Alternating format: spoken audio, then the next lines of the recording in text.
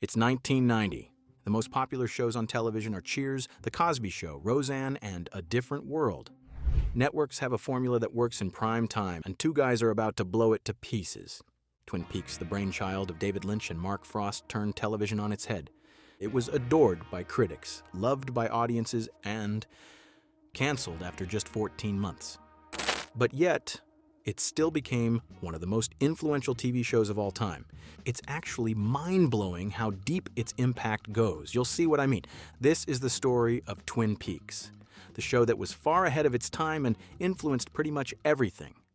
Let's go all the way back to 1988. David Lynch had just come off Blue Velvet in 1986, a dark, twisted film that critics loved and many audiences found deeply unsettling.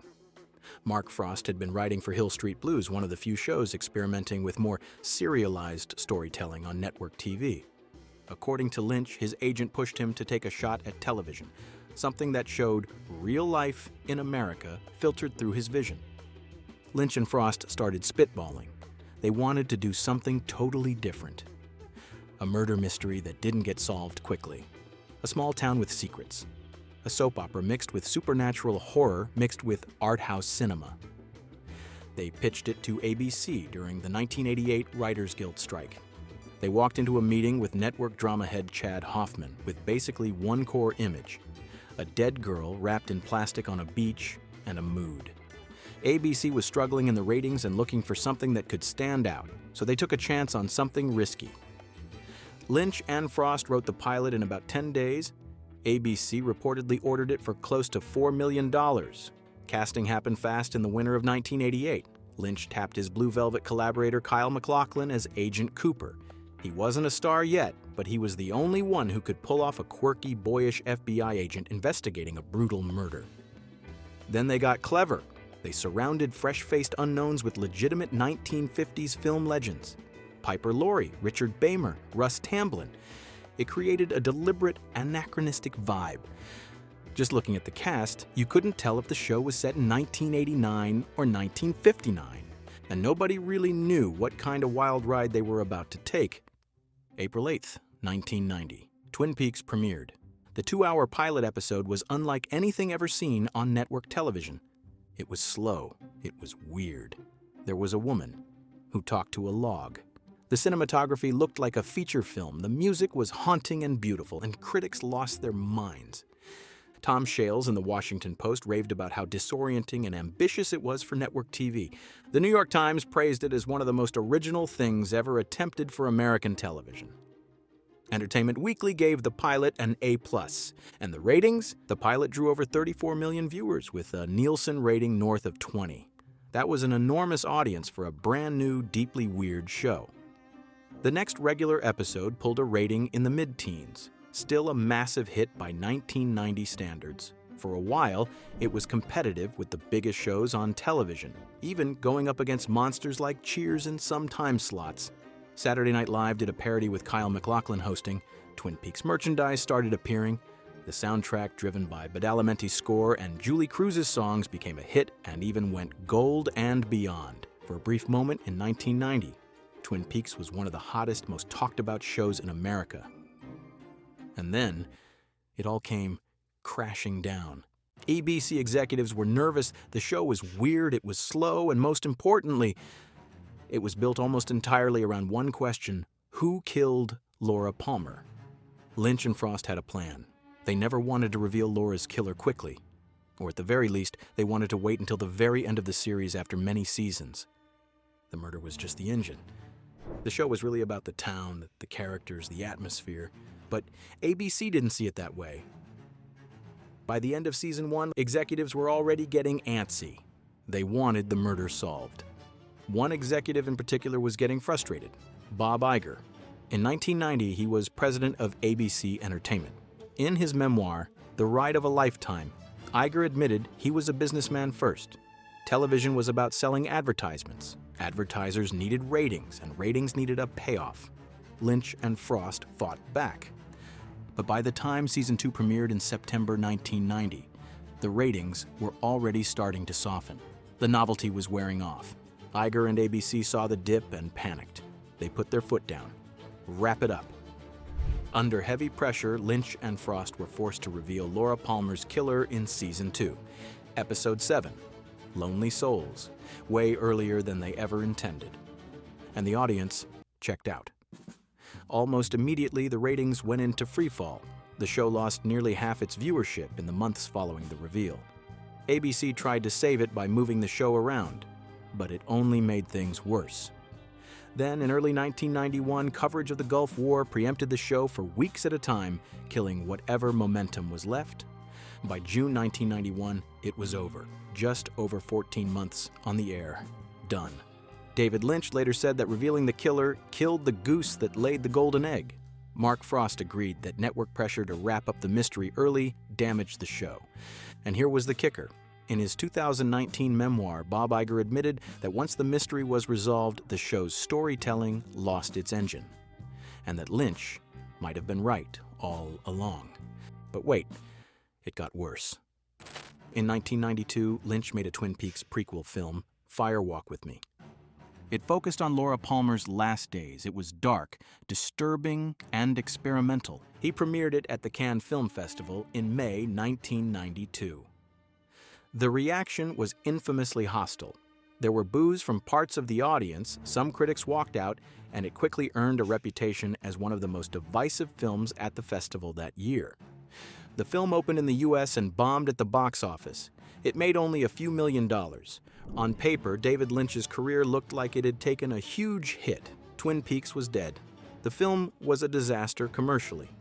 He had apparently proven that his weird, artsy vision couldn't work in mainstream entertainment.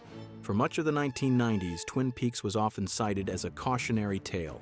Proof, in the eyes of many executives, that letting an auteur run wild on network television was dangerous. Case closed, right? Not even close, because while some critics and networks wrote Twin Peaks off as a failure, something else was happening. Videotapes were circulating, college students were discovering it, filmmakers and TV creators were studying it, and slowly people started to realize Twin Peaks had proven something revolutionary. It proved that television could be cinematic, that it could treat the medium like art, not just a business, that viewers were smart enough to follow complex, ambiguous storytelling, that atmosphere and mood could matter as much as plot. In the decades that followed, an entire generation of creators who had watched Twin Peaks started making their own shows. Let's trace the dominoes. Chris Carter created The X-Files, which premiered in 1993, just 2 years after Twin Peaks ended. The X-Files took clear inspiration from Twin Peaks. Small-town mysteries, supernatural elements, a slowly unfolding, overarching mythology, and a quirky FBI agent investigating the unexplainable. It ran for 9 seasons and became a cultural phenomenon. It proved that weird, dark, serialized television could work on a weekly basis if the network gave it room to breathe. Flash forward to January 1999 and the premiere of The Sopranos on HBO. It was cinematic, ambiguous, morally complex. Episodes didn't always resolve cleanly. Dreams were surreal and nightmarish. David Chase, the creator, talked about how rare it was in the 1980s and early 1990s to find television he actually admired. And one of the shows he singled out was Twin Peaks. In a Time magazine retrospective on Twin Peaks, Chase called the show revolutionary and talked about how everything in it was mysterious. The weather, the trees, even the donuts. He said the dream sequences felt more like nightmares than anything he had seen before, even compared to film directors like Fellini or Hitchcock. The Sopranos changed everything.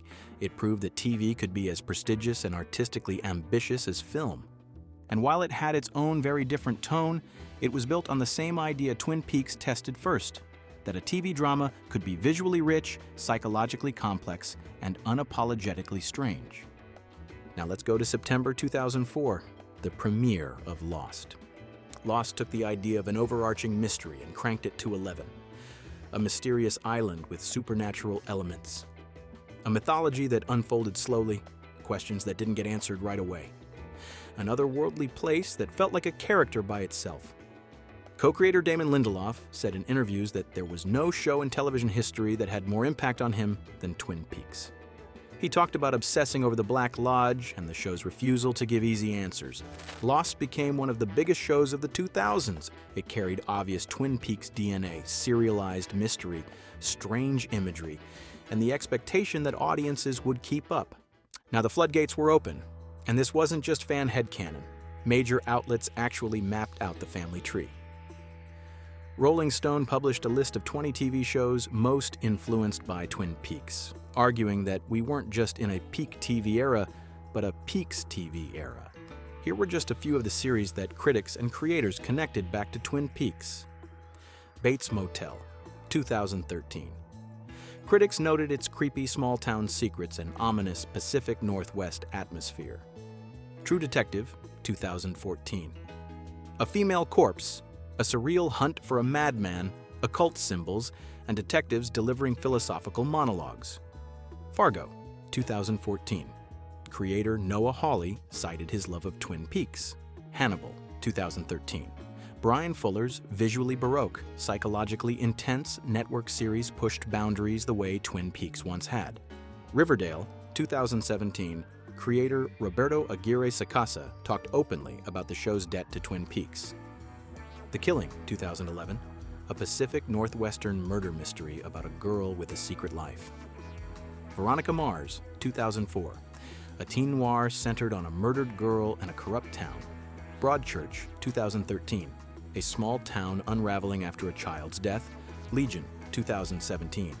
Astral planes, dream logic, and reality bending. And then there's Stranger Things. Before creating Stranger Things, the Duffer Brothers worked on Wayward Pines, a show critics compared heavily to Twin Peaks for its creepy small-town mystery and sense of something supernatural lurking underneath. Then they made Stranger Things, and the parallels were everywhere. A small town where something was terribly wrong. A missing child investigation that revealed the town's secrets. Dimensional horror bleeding into everyday life. An otherworldly realm, the Upside Down, that critics compared to the Black Lodge. A gruff but good-hearted local lawman who occupied a similar narrative role to Sheriff Truman. Stranger Things became one of Netflix's biggest hits, but it didn't stop at TV shows. Twin Peaks seeped into video games and music, too. The Alan Wake series. Remedy's Sam Lake cited Twin Peaks as a key influence. The Pacific Northwest setting, the writer-protagonist, the eerie small town, and the sense of shifting reality all felt like a video game riff on Lynch's world. Silent Hill. While it drew from many horror traditions, its foggy, haunted town atmosphere echoed the mood and imagery that Twin Peaks helped popularize. The Legend of Zelda, Link's Awakening. Director Takashi Tezuka said Twin Peaks influenced the game's odd, dreamlike island full of strange characters and hidden darkness. Deadly Premonition.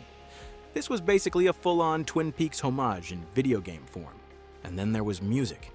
Angelo Badalamenti's score and Julie Cruz's songs gave Twin Peaks a sound that many critics connected directly to what we think of as dream pop.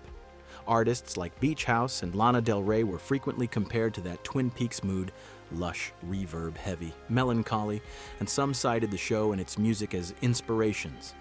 Indie bands and experimental artists paid direct tribute. Bastille wrote a song literally called Laura Palmer, and in 2017 the band Shoo Shoo released an entire album reinterpreting the Twin Peaks soundtrack.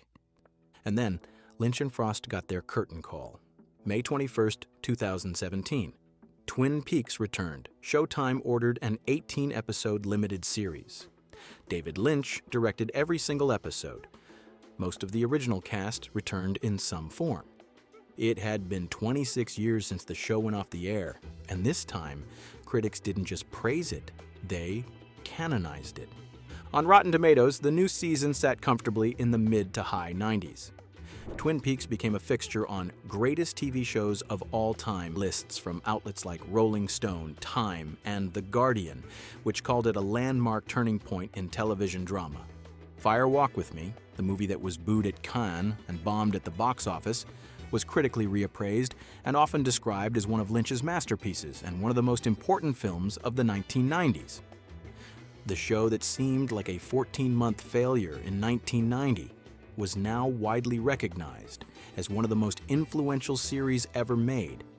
Twin Peaks wasn't just a show, It was a revolution that almost nobody in power recognized at the time.